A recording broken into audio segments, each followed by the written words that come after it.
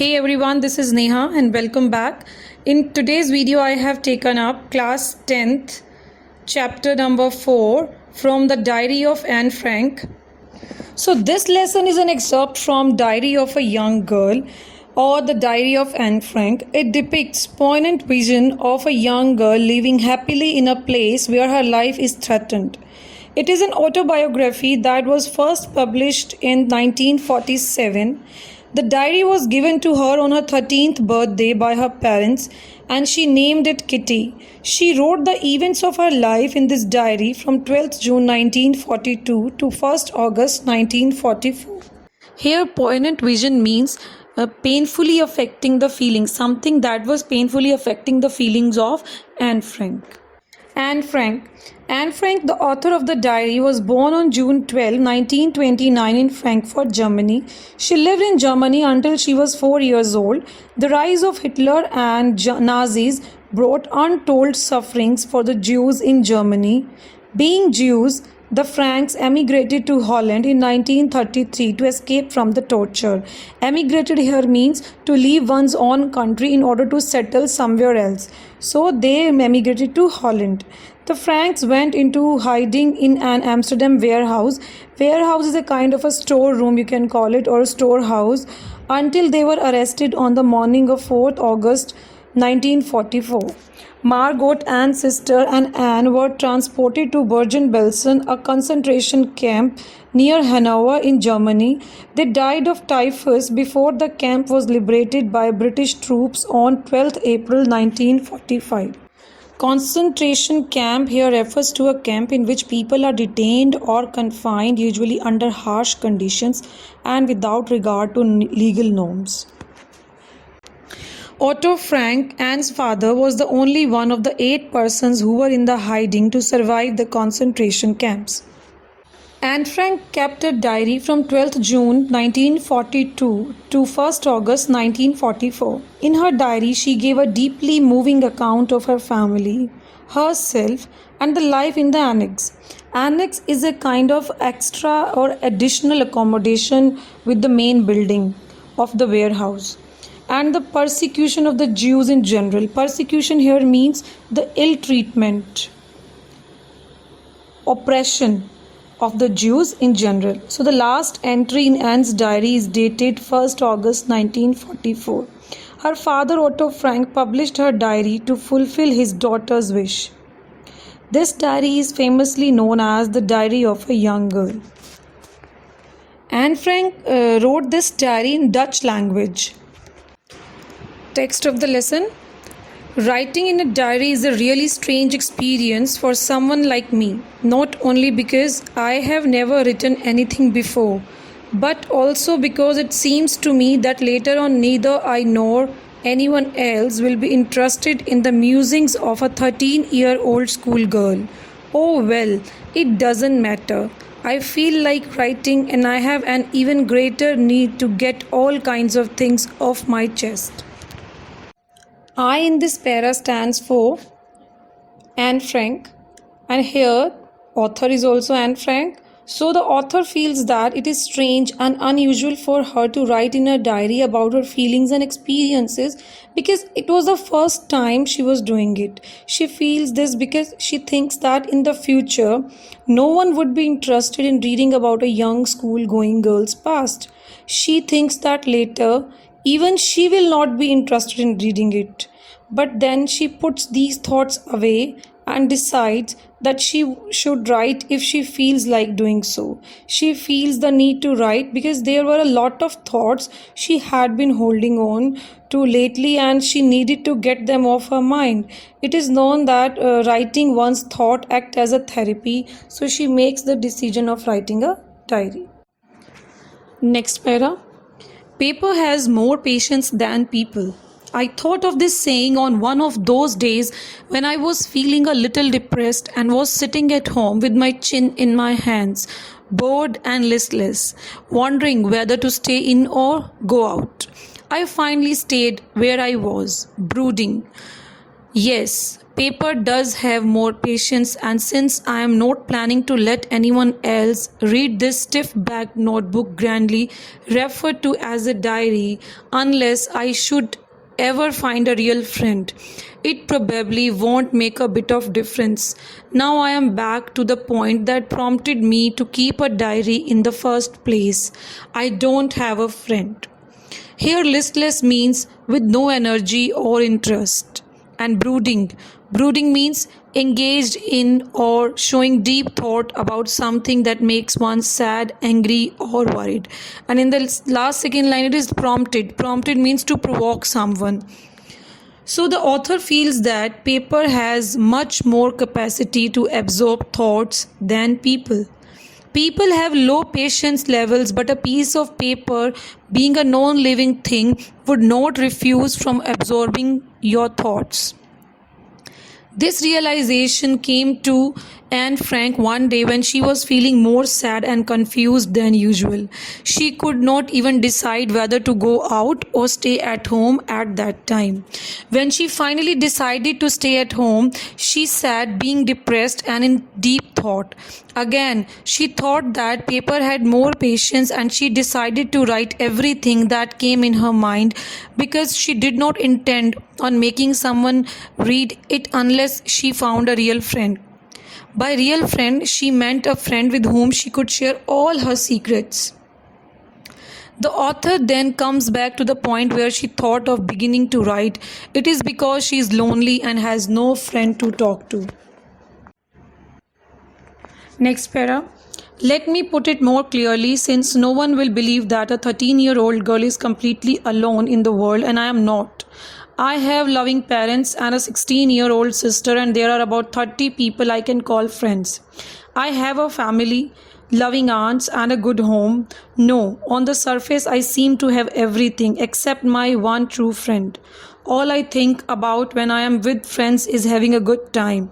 I can't bring myself to talk about anything but ordinary everyday things. We don't seem to be able to get any closer, and that's the problem. Maybe it's my fault that we don't confide in each other.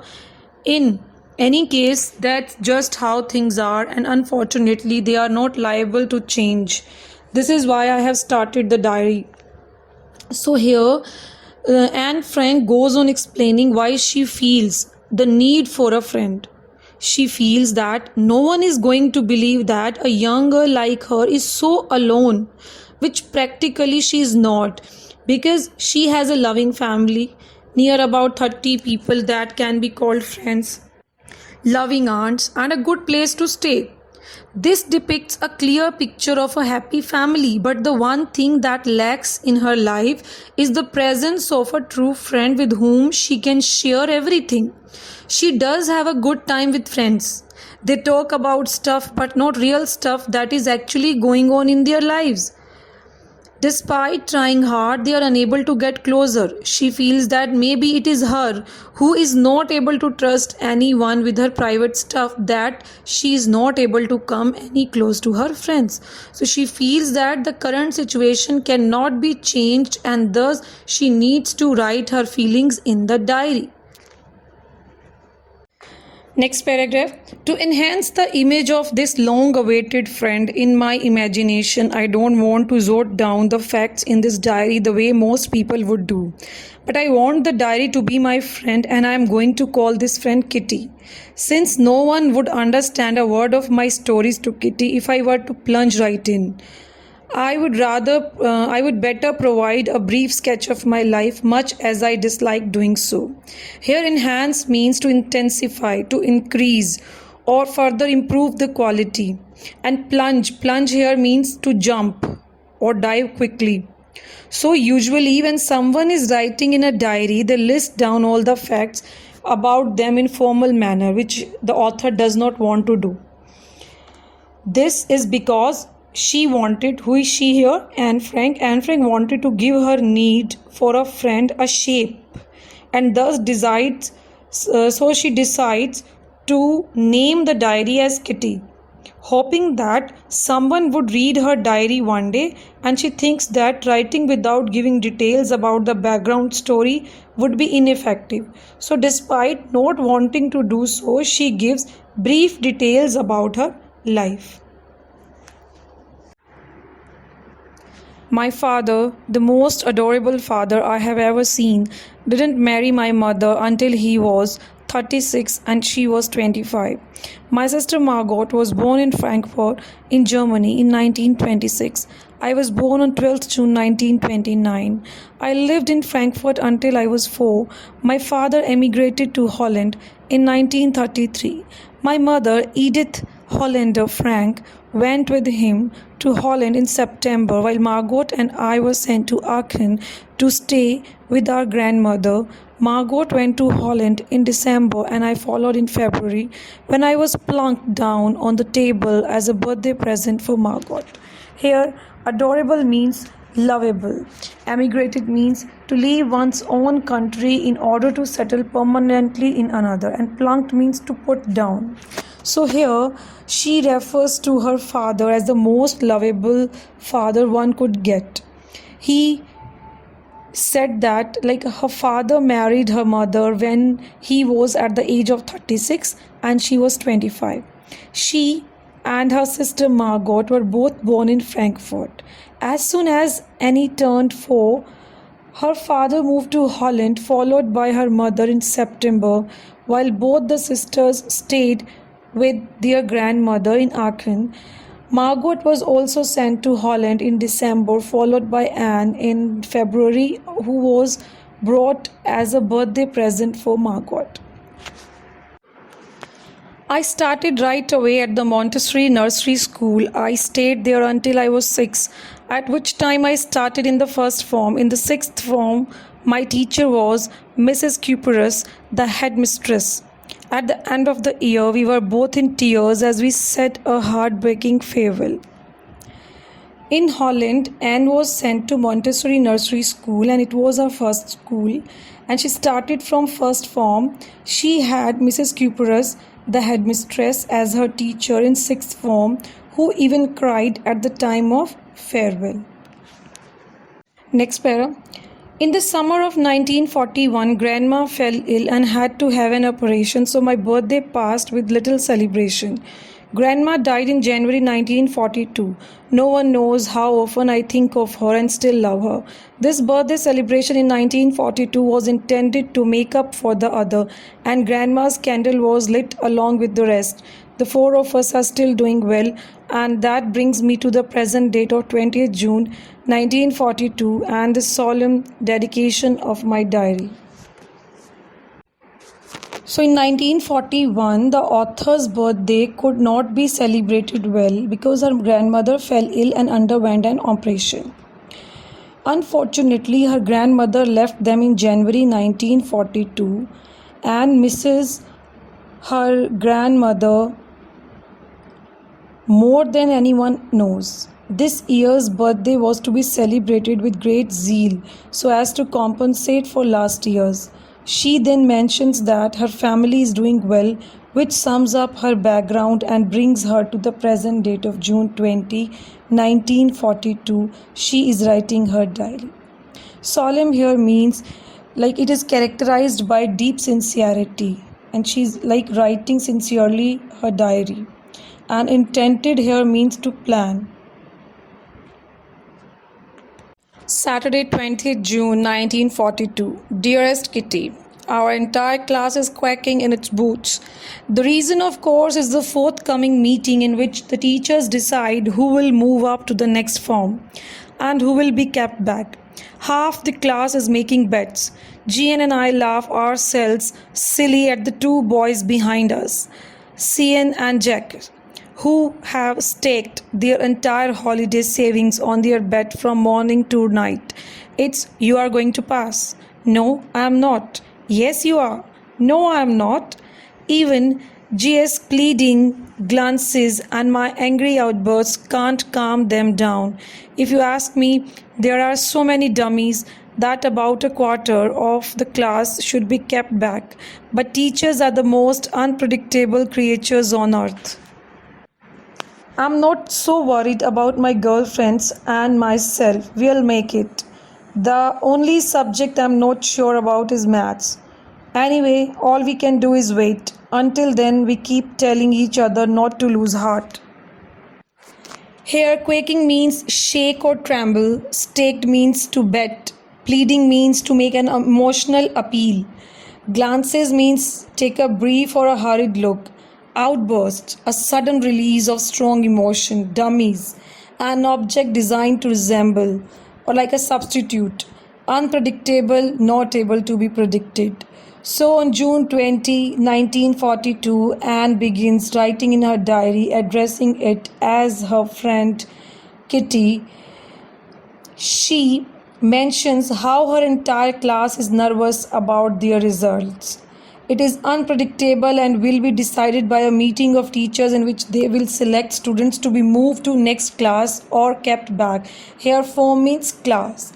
Many students were making bets. Some had put in their entire summer savings at stake. She and her friend G also made fun of the nervous boys. They kept on saying to each other that I am not going to pass, while others would console them and say, yes, you would. G was polite as she tried to stop them from making noise, while Anne scolded them, but none of it worked.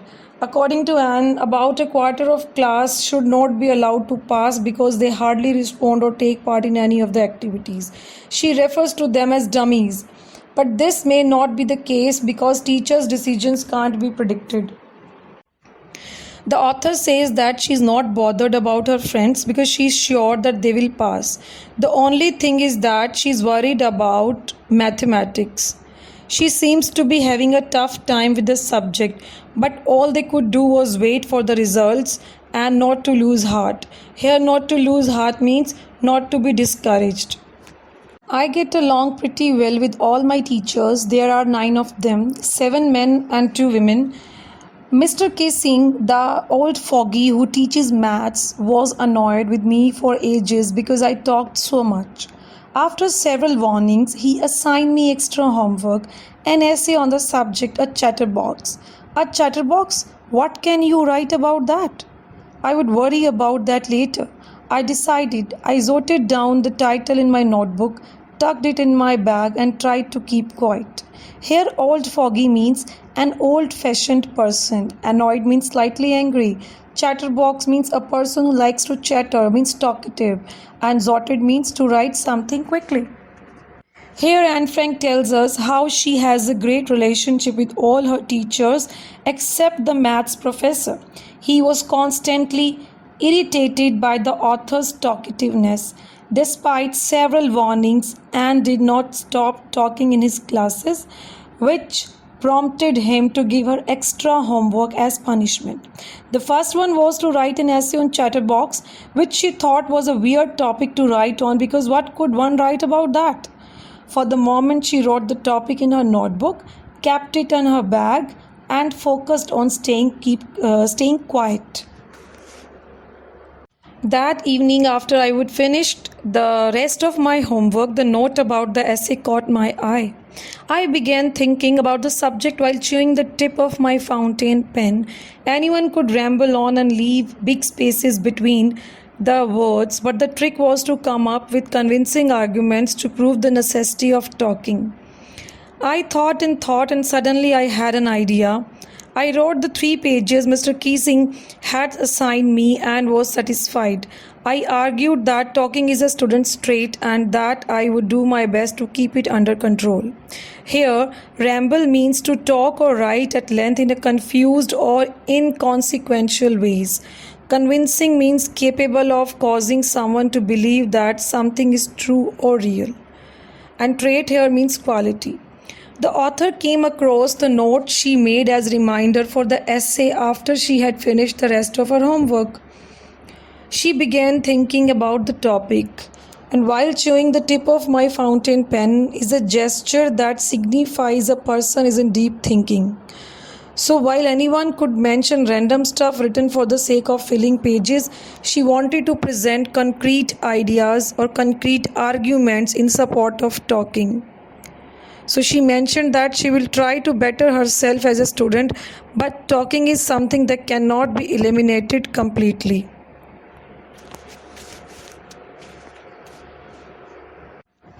But that I would never be able to cure myself of the habit since my mother talked as much as I did, if not more, and that there's not much you can do about inherited traits. Here, inherited means derived genetically from one's parents or ancestors. So, here she gave the argument that this is because she got it as an inherited trait from her mother, and this is how she ended up writing 3 pages on the topic. Mr. Keesing had a good laugh at my arguments, but when I proceeded to talk my way through the next lesson, he assigned me a second essay. This time it was supposed to be an incorrigible chatterbox. I handed it in, and Mr. Keesing had nothing to complain about for 2 whole lessons. However, during the third lesson, he would finally had enough. And Frank, as punishment for talking in class, write an essay entitled Quack, Quack, Quack, said Mistress Chatterbox. So, here incorrigible means something that cannot be corrected, usually a bad quality. And proceeded means to begin a course of action. And the professor found Anne's arguments to be amusing. But when she did not stop talking in the next lesson also, he gave her yet another assignment as punishment, and the topic was an incorrigible chatterbox. Incorrigible refers to a bad habit that is difficult to change. He gave her this topic because he was annoyed of her unstoppable chattering during these sessions. Like lessons, classroom sessions. So, on receiving this assignment, the professor did not say anything to her for a while, but when he lost his patience, he handed her yet another assignment as punishment on the topic Quack, Quack, Quack, said Mistress Chatterbox. The class roared. I had to laugh too, though I was nearly exhausted by ingenuity on the topic of chatterboxes. Ingenuity here means originality and inventiveness. So it was time to come up with something else, something original. My friend Sane, who's good at poetry, offered to help me write the essay from beginning to end in verse, and I jumped for joy. Mr. Keesing was trying to play a joke on me with this ridiculous subject, but I would make sure the joke was on him. Roared here means laughed. Exhausted means completely used up. Verse here means writing arranged with a metrical rhythm, like typically having a rhyme. And ridiculous means deserving or inviting decision or mockery, like absurdness. So when the professor scolded her for the third time and punished her, the whole class started laughing. As a result, she had to pretend to be amused too. After writing twice on similar topics, she ran out of thoughts. Thus, her friend Sane, who was good at poetry, offered to help her write in rhyme. So, this whole assignment scenario was to make Anne feel ashamed, but she made sure that she gave an effective reply to the teacher. I finished my poem and it was beautiful. It was about a mother duck and a father swan with 3 baby ducklings who were bitten to death by the father because they quacked too much. Luckily, Mr. Keesing took the joke the right way. He read the poem to the class, adding his own comments, and to several other classes as well. Since then, I have been allowed to talk and haven't been assigned any extra homework. On the contrary, Mr. Keesing's always making jokes these days. Yours, Anne. So here contrary means opposite in nature, direction or meaning. So she finally wrote her third assignment in the form of a poem which turned out to be great. She wrote a satire that a father swan bit his 3 baby ducklings to death because of their noisy nature. To her good luck, the professor took it lightly. The professor recited the entire poem in front of the class while giving his own remarks simultaneously. The author, being fortunate enough, talked uninterruptedly after this incident without any further homework as punishment. Also, Mr. Keesing, the professor, started cracking jokes every now and then in front of the class. So the crux of the chapter is that the summary is that Anne Frank's parents give her a diary on her 13th birthday. She's excited. She names it Kitty, and at last she has found something or someone to confide all her secret thoughts in.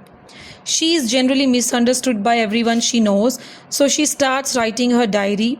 She writes about her school, her grades, friends, and boys at the school. And in the extract, she talks about her family, her adorable father, the death of her grandmother, and the day 20th June when she starts writing her diary, which she calls Kitty. She talks about her school, her teachers, particularly about her maths teacher, Mr. Keesing. She recounts delightfully how Mr. Keesing punished her for talking in class by giving her the task of writing essays on the topic, a chatterbox. When she again failed to mend her ways, he gave her yet another funny topic titled An Incorrigible Chatterbox. Later, she got another topic to write on, which was titled Quack, Quack, Quack, said Mrs. Chatterbox. She wrote a poem on it and won the admiration of the teacher and her classmates. Thanks for watching.